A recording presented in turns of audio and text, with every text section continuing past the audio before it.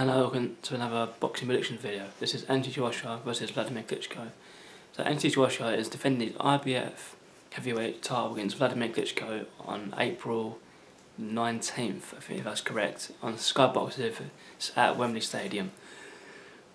The attendance for this fight is going to be 90,000, which is a staggering amount of people. I think that's obviously beating the record back for the Carl Froch George Groves fight back in 2014. This also has the WBA, and I think if I remember correctly, looking at all the details online, it also has the Ring Magazine heavyweight title attached to this contest as well. Predictions going into the fight, I do think at the current moment, from what I believe in, Anthony Joshua will win this fight, but I'm not sure if it's going to be by knockout or decision, because I know Wladimir Klitschko is old. He's 41 now, if I remember correctly. But Klitschko is definitely the best heavyweight in this era, I guess, or my generation, because heavyweight for nearly heavyweight champion for nearly 10 years, held basically all of the major titles apart from the WBC belt, which was held by his brother for a long while. Of course, lost these belts back in 2015 to Tyson Fury, and as everyone does know, Tyson Fury has some personal issues, got stripped of all his different belts. Each belt has sort of gone its own way. The WBO belt now is held by Joseph Parker. Obviously the IBF belt has gone around a few times, and now is currently held by Anthony Joshua. The WBA belt is now vacant, which of course is going to be in this contest. So once this fight finishes, there'll be 3 belts attached to one person, and of course WBO and WBC have already been held by Deontay Wilder and Joseph Parker.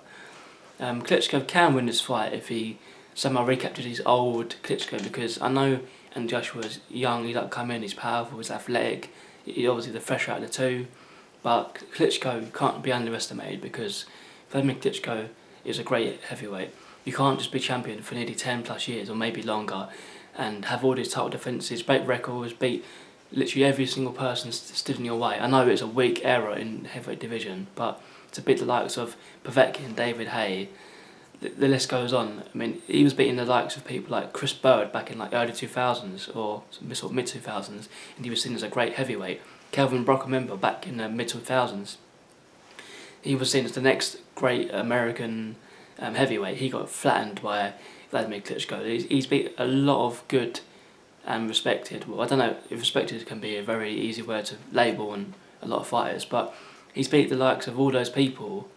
And I know it's a weak era, but you can't underestimate his achievements. And of course now there's a new sort of era coming through: Tyson Fury, Deontay Wilder, Anthony Joshua, and obviously there's more than that, of course. But so I guess Klitschko is the last sort of heavyweight of the previous era, if you like to say. But he can win the fight if he goes back to his old fundamentals, using the jab, straight right hand, and it just disrupts Anthony Joshua's rhythm, because I know Anthony Joshua can seem quite limited, but as anyone would say, if you have power and you're a heavyweight, you've got a chance. And Anthony Joshua has a chance, and if he can land flush as well, who knows, it might be the reverse.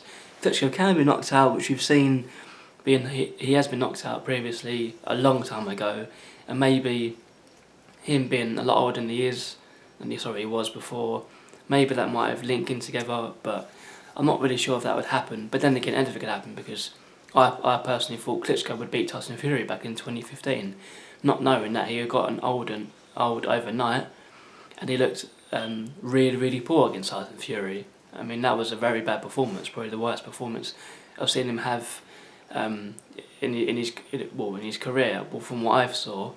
So, but then again, I know he didn't fight last year because obviously he got injured and there was other things being thrown about.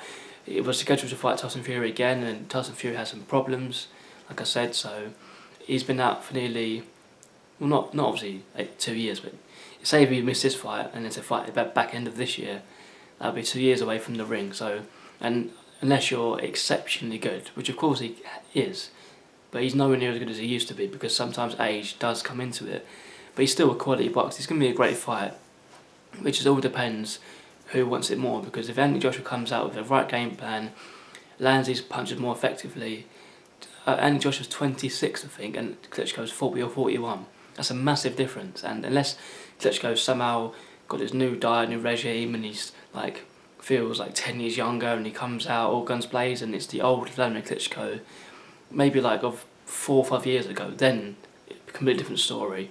But if it's the same Klitschko from the Tyson Fury fight, I do think it would be a lot more easier for Joshua to get the win. Like I said, I'm not sure if it's going to be a knockout or the decision.